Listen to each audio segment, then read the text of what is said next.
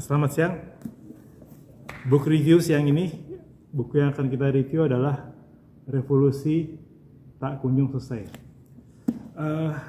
Ini buku non-fiksi ya, dan buku ini sangat bagus isinya, namun sangat underrated. Kenapa underrated? Karena ketika buku ini saya temukan di toko buku besar yang biasa kita kunjungi, dia ini sudah di rak yang sudah hampir keluar. Jadi setelah big discount sudah hampir keluar. Nah, mudah-mudahan nanti kalau setelah ini mau cari buku ini masih bisa ketemu dengan mudah. Apa yang ada dalam buku Revolusi Tak Kunjung Selesai ini adalah 18 esai ataupun tulisan singkat seperti paper ilmiah ya, yang ditulis oleh 18 sarjana ataupun ilmuwan Prancis, ilmuwan social science Prancis, ilmu sosial yang mencakup berbagai hal mengenai Indonesia. Jadi ke-18 penulis yang berkontribusi dalam artikel di buku ini adalah semuanya adalah Indonesianis. Jadi kita tahu Indonesianis itu adalah ahli dari luar negeri, yang ahli dalam ilmu tertentu dari luar negeri, biasanya berasal dari universitas dengan tradisi keilmuan dan riset yang kuat, yang sedari dulu melakukan studi dan menaruh perhatian kepada isu-isu yang ada di Indonesia. Jadi Indonesia menjadi objek penelitian dari para Indonesianis ini. Selama ini yang biasa kita kenal Indonesianis itu kan yang terkenal seperti Pak Ben ya, Ben Anderson dari Cornell, ataupun Pak Ronald Coates dari NU, atau Willem Liddell dari Ohio University. Tapi sekali ini kita diperkenalkan dengan 18 tulisan dari ilmuwan political science Prancis yang surprisingly, mengagetkan kalau saya sebutnya, ternyata bisa menulis dengan begitu jernih, dalam dan inspiring ya mengenai Indonesia. Jadi kita yang menarik membaca tulisan Indonesianis itu sebetulnya adalah karena kita melihat Indonesia yang sehari-hari kita rasakan, kita alami, kita jalani seperti take it for granted, tapi ini dilihat oleh orang luar dari luar, dan ketika suara itu muncul dalam bentuk tulisan, kita seakan-akan melihat bayangan sendiri dalam cermin yang jernih. Jadi betul-betul tulisan yang disampaikan oleh para ilmuwan social science Prancis ini betul-betul gambaran mengenai negeri kita yang indah ini, yang kita sebut negeri indah di Khatulistiwa. Kalau mereka sebutnya adalah negeri indah dengan penduduk yang ramah namun sulit ditebak ya. Jadi perbedaan persepsi ini sebetulnya hanya sekedar menegaskan bahwa perspektif yang berbeda akan memberikan bayangan ataupun refleksi gambaran yang berbeda, tapi intinya sama. Nah, hal-hal yang dibahas dalam buku ini sebagian besar adalah hal yang juga dibahas oleh para Indonesianis lain ya. Jadi politika udah pasti ya, kemudian ada sosiologi, ada antropologi, kemudian literatur juga dibahas ya, jurnalisme, ada etnologi juga dibahas, dan itu semua ditulis dengan runtut dalam tulisan yang mengikuti kaidah tulisan ilmiah pada umumnya ya. Jadi mulai dari problem statement, kemudian latar belakang, metodologi penelitian, data yang digunakan dalam penelitian, analisa sampai dengan kesimpulan, dan dibacanya kemudian jadi sangat menyenangkan karena ditulis dalam tulisan yang tidak kering seperti tulisan ilmiah umumnya, tapi dibuat dalam tulisan yang pop namun tetap mengandung banyak informasi yang berdasarkan penelitian. Jadi karena memang dasarnya ini adalah paper ilmiah. Nah, ada hal yang sebetulnya bukan hal baru, tapi hal yang seakan-akan jadi baru karena dikemukakan dengan menarik dalam buku ini. Seperti misalnya para ilmuwan Prancis ini menyatakan ataupun mengungkapkan kekagumannya kepada para pendiri negeri ini pada visi mereka mengenai negara apa yang mereka akan dirikan. Jadi yang pertama adalah soal bahasa bahasa Indonesia sebagai bahasa nasional. Ada satu tulisan di sini yang secara khusus menyampaikan kekaguman mereka kepada para pendiri bangsa, founding father pada tahun 1928 itu, keberanian yang luar biasa, disebutnya keberanian yang luar biasa ketika para founding father tersebut menetapkan bahasa Indonesia yang notabene merupakan bahasa dari Melayu ya, asalnya dari Melayu sebagai bahasa Indonesia, bahasa nasional. Pada hari itu ada begitu banyak bahasa daerah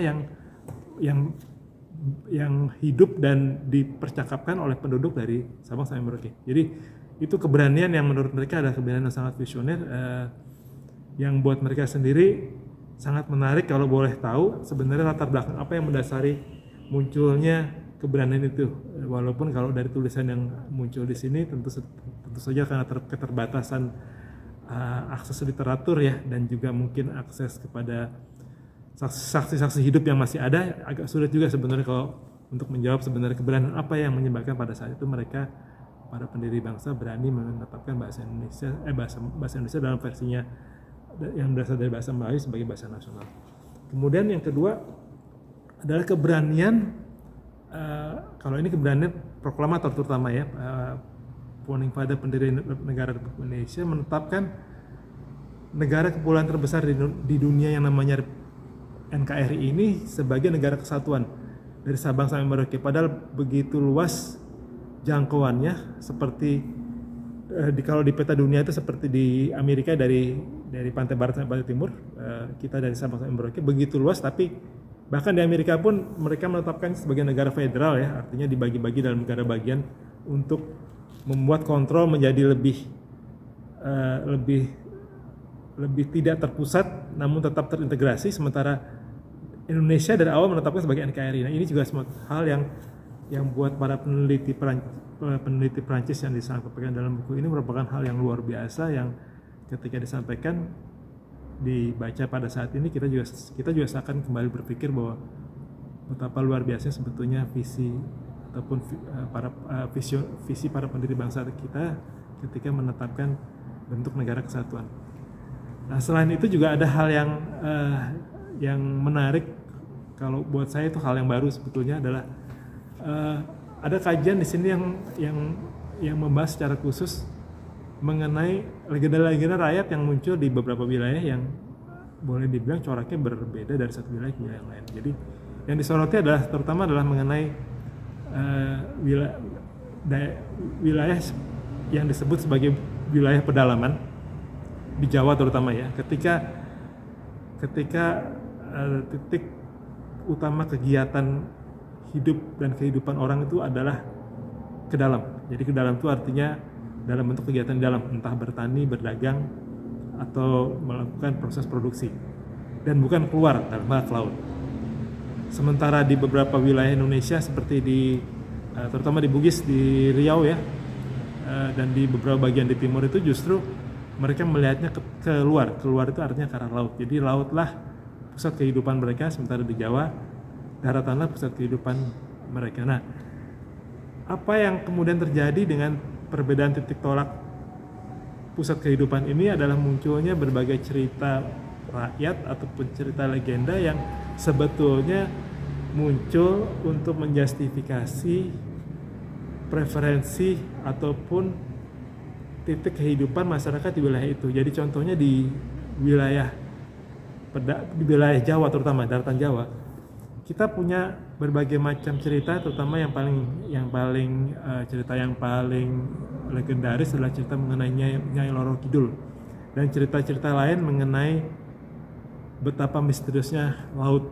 Itu sebetulnya muncul dari pemahaman seperti mekanisme pertahanan diri, karena laut untuk orang daratan di Jawa itu adalah sesuatu yang penuh misteri, sehingga muncullah cerita-cerita tersebut, karena memang seperti disebutkan sebelumnya pusat kehidupannya ada di darat.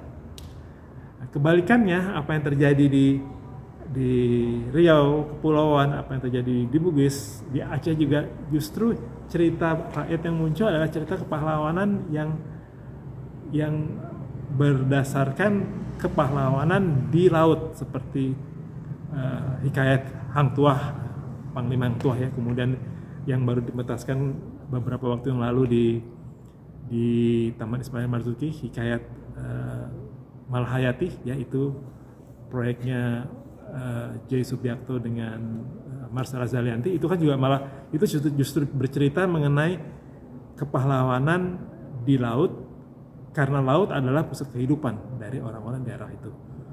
Dan juga jangan lupa satu lagi cerita yang dari cerita kait kepelautan yang sangat terkenal tuh, Il Galigo. Il Galigo itu yang belum lama dipentaskan di Ciputra Artpreneur ya, dalam bentuk musikal. Il Galigo, beberapa orang berpikir Il Galigo itu cerita dari Italia, padahal itu cerita asli Bugis ya. Jadi itu juga cerita mengenai kepahlawanan di laut. Nah, cerita ini ditulis secara khusus di dalam satu bagian dalam buku ini, dan saya belum pernah sebetulnya melihat ataupun membaca kajian ilmiah mengenai hal-hal itu, dan rasanya jadi menyegarkan dan menyenangkan untuk tahu bahwa ada hal di sekitar kita yang kita nggak pernah sadar ada, tapi orang lain, orang asing malah yang memberitahu kita bahwa inilah sebetulnya apa yang terjadi. Jadi sekali lagi kalau ada waktu boleh dicari buku ini. Buku ini sangat kompak, 18 tulisan yang ada di dalamnya itu semuanya adalah tulisan yang lepas sifatnya ya. Jadi bisa dibaca sendiri-sendiri. Mungkin ini bisa ditaruh di satu tempat di satu pojok di rumah. Jadi nanti kalau butuh waktu sebentar untuk break dari bacaan ilmiah lain, atau butuh waktu break dari screen time, bolehlah buku ini diambil, dibaca satu bab, dua bab, untuk memperkaya hasanah pengetahuan kita mengenai negeri kita sendiri dengan membaca tulisan yang bermutu dari para penulis luar negeri. Sekali lagi, revolusi yang tak kunjung selesai, buku yang sangat bermutu, kumpulan tulisan dari 18 ilmuwan Prancis yang dipilah oleh Remy Madenier. Terima kasih.